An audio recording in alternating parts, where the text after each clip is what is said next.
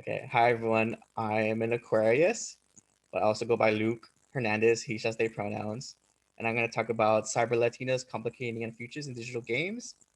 And I have a presentation accompanied with a paper which I'm going to read off of. And let me start my time. So, hello everyone.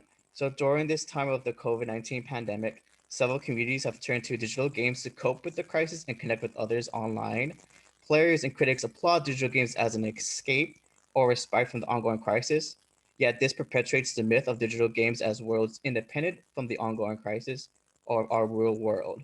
With increased attention to BLM activism, anti-racist movements in the United States, critiques of racialized and genderized violence within digital games troubles them as utopian spaces, but rather as systems of old and new producers and reproducers of harm and oppression. Feminist scholars such as Nakamura illustrates that the digital sphere very much reproduces existing harmful systems around politics, around race, gender, and class online. This resonates with the recent trajectory of increased prominent Latina representation in digital games, such as Sombra from Overwatch to Reina and Valorant.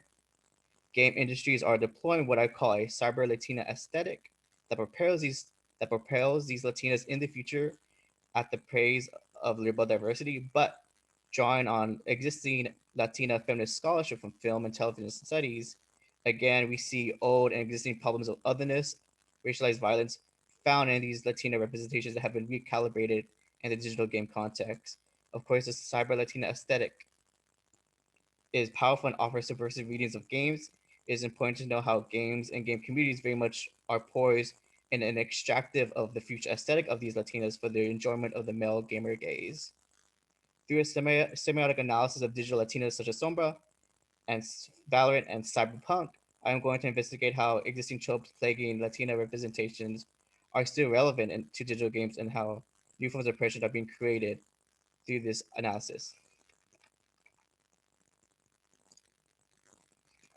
So my intervention is twofold. It's identifying a recent Latina aesthetic representation reusing problematic patterns from previous media relevant to digital games, and how digital game studies can benefit from feminist interventions made through border studies. And a key framework that I operate off, a key framework that I operate off of is Latinidad always being in a state of arrival, how the bedrock of this extractive aesthetics is how game industries very much locate the cyber Latina in this ideology. Now, the Latinas, Latinx always being in a state of arrival is a dominant discourse in the United States border policy and culture that renders arrival life perpetually as other, new, foreign, and the invader. Latinidad, Latina always being in a state of arrival denotes discourse around Latina lives in relation to the US border and culture imaginary, with the state's efforts in continuing to render Latina as lives as invaders that threaten the white hegemony. Scholars in the field of Latina studies like Menchaca, Jimenez, and Aprecio note how there exist various temporal existences of Latinidad that are deliberately ignored by the United States. For example, many Latina indigenous peoples were present in lands before it became known as the United States, how many communities deployed the rhetoric of how we did not cross the border has crossed us. And they also trace early histories of the border where many border towns and communities were freely moving between Mexico and the United States before modern border policy was implemented. Always being an arrival strategically places Latina as the eternal other, the forever newcomer to the United States, but then codifies violence on the bodies of Latinas in order to stop the arrival. This rhetoric seen in US policy is pervasive and disseminated through US popular culture and media, from television to films to now video games. Latina stereotypes of being exotic, othered, and consumed, thus signifying a presence that is not from here, is a powerful cultural tool that renders Latina experiences as always an arrival and endangered. So, games as borderlands, it's important to engage with the dominant discourse of Latinas always being a state of arrival, as this connects to the broader sense of how border and ethnic studies can intervene in the field of critical game studies. And to reiterate, a second intervention I want to make is how digital game studies can benefit from a feminist intervention made through border studies. Seeing how many queer and feminist game scholars such as Ruberg, Shaw, and Fickle draw connections how video game cultures and games function as a prison in which white supremacy is enacted and exclusionary politics is enacted, is manifested through game narrative and gameplay. There is a pattern of many marginalized communities, gamer communities, like black players, queer players, Latino players being seen as invaders to white geek culture and always being an arrival.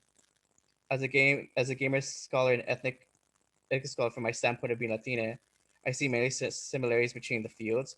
Pivoting games as borderland game cultures as remixing new and old culture to in an extinct form online, games as reinforcing the digital border. We see games tooled in another way to systemize exclusion through game design in line with the dominant United States discourse and white hegemonic culture. Rather, we see games as part of a system of nation making and border setting, closing off entry to certain lived experiences and lives. How anxieties around immigration and disruptions to white hegemony is reflected in the anxieties that dominant gamer culture reflects in games and gaming communities. So, tracing histories, Latina had always been seen in a state of arrival serves as a function of control and regulating life to marginalization at the hands of the state. This ideology is salient to many immigrant experiences of other cultures as well. How this ideology of Latina always being in a state of arrival is not only expunged through explicit policy and political rhetoric, but also in popular media meaning making and images. Scholarships for analyzing Latinas in television and film studies inform the images of Latinas found in gamers digital studies today, which I will primarily focus on as a critical game scholar. Work by Latina media scholars such as Baton, Guzman, and Bias notes the otherness deployed about Latinas from film and television, signaled by their foreign status compared to their white counterparts, tying back to the always being in the revel, where the Latina character in media digitally employs an exaggerated heavy accent, the bombastic spice Latina trope, and body objectified for the wide viewer gaze. Beltran writes that Latina action protagonists, whether read as Latina and thus of mixed racial heritage or as ethnically ambiguous, arguably provides a visual and ideological reference that is compelling to audiences today, Latina and national progress on a number of fronts, and as a smokescreen in relation to inequities that continue to prevent many Latinas from gaining power in real life. This tradition of Latina subjectivity and arrival is being replayed in these video game characters, despite being set in the future of many of these games, and in the context of postmodern cyberpunk, despite being emphasis on being hackers, criminals, and cyberpunks. Rather, this future glosses over the violence embedded against Latinas, which is rooted in otherness deployed through these characters' design, narrative, and gameplay. And the slide I am currently on, from my left to right, we have Sombra from Overwatch, Reina from Valorant, Loba from Apex Legends, and then an image still from Cyberpunk. And you can see there's a trend becoming over all these games are set in the future. All these Latinas are very racialized, and also they signal in the CyberLatina punk aesthetic. They're seen as hackers. They have a rough background, and they recall the trope of the Dark Lady. I want to focus on a Latina video game character narrative and gameplay. Gameplay is also known as ludology. Many of these Latina characters embody a cyber Latina neon punk aesthetic in their narrative and lore, and through their gameplay. Many of these cyber Latina share similarities of being the villain, the loner, and the identities on display. Their purple neon futuristic character design suggests a postmodern look into the near future and suggests Latinas as dystopia, based on the similarities of game context and characters from the ones I just listed. Sombra and Reina in particular are explicit in their origins of being Mexicana and the abstract sense, and continuing this Latina stereotype of the dark lady, but in the punk future. Ramirez writes in Latina images in film, stereotypes, revision, and resistances regarding the Latina dark lady in film, where her cool distance makes her fascinating to Anglo viewers. In comparison with the Anglo woman, she is circumspect and aloof, where her Anglo sister is direct and forthright. The character's Mexican actress Dolores Del Rio, played in a number of Hollywood films in the 1930s and early 1940s, exemplifies the stereotype well. The dark lady Latina stereotype of being mysterious yet exotic for the white male audience is now coupled with the male geek fantasy, fetishizing the Latina body, even though the Latina body is being seen as technologic and futuristic. These instances of cyber Latina representation continue to craft the narrative of how in the future, Latinas are still in this perpetual state of arrival that implies future making from the community and into a corporate sense of the technonormative game that's prevalent in digital games.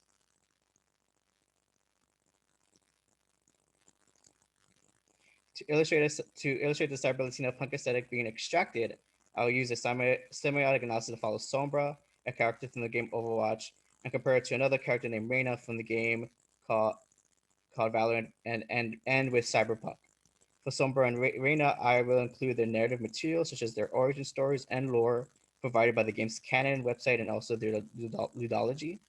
How these Latina characters are played in their in-game provided toolkit.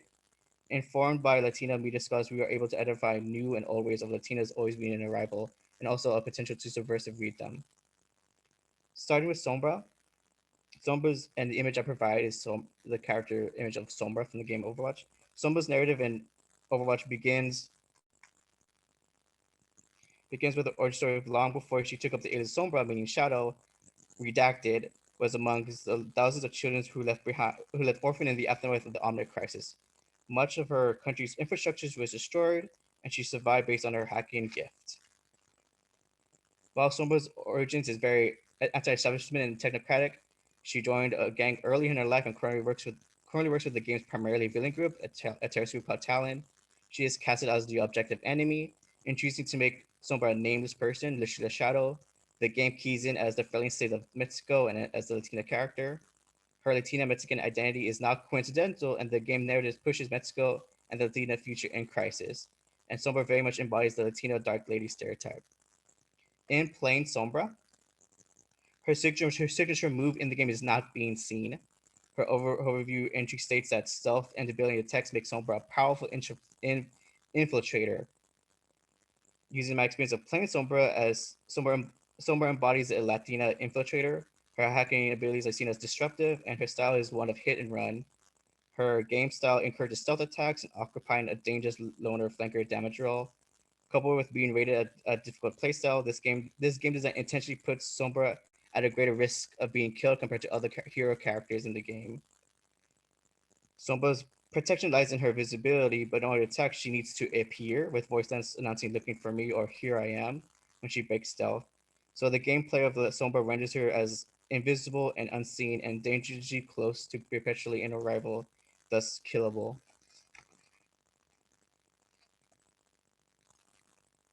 But I do want to note that Sombra and Latina characters are not perpetually victims. These women indeed are navigating harsh roads, but to whose enjoyment it's important to critique the neoliberal politics of representation that institutions push, yet ignores the subtle change for Latina communities, in fact, continue harming these communities. Gamer companies like Blizzard Entertainment use representation to access the imagined Latino market, and we could see in a critique of the infrastructure of the headquarters, where in Blizzard at Irvine, California, their campus perpetuates the gentrification of Black and Brown communities and crowd them out. And also, Sombra's voice actress is indeed a white-skinned Latina who's playing a visibly darker skinned Latina character. And this is actually carried on further in the character Reyes, where the voice actress for Sombra plays an Afro Latina character from the game Valorant, where Reyes is from Brazil. But I know, and noticing, which is of course problematic, as it shows that game industries are not committed to substantial change of these communities, even though the diverse representation roster they offer. And in analyzing Valorant, tactical first-person shooter game similar to CS:GO, I found another character named Reyna, which is very much similar to Sombra. And in a narrative, it's forged in the heart of Mexico. Reyna dominates single combat, popping off with each score she kills. Her capability is only limited by her raw skill, making her highly dependent on performance. In playing Reyna, it's very similar to Sombra. It encourages a solo tactical playstyle that makes her render invisible, it encourages stealth, and her playstyle makes her very susceptible to being killed. And I do want to end for implication on this future, because now the CyberLatina aesthetic is being used to key in a gritty future. It's seen in cyberpunk, where in order to denote punk, gritty, dangerous, they use Latinas as an intentional tool to signify that.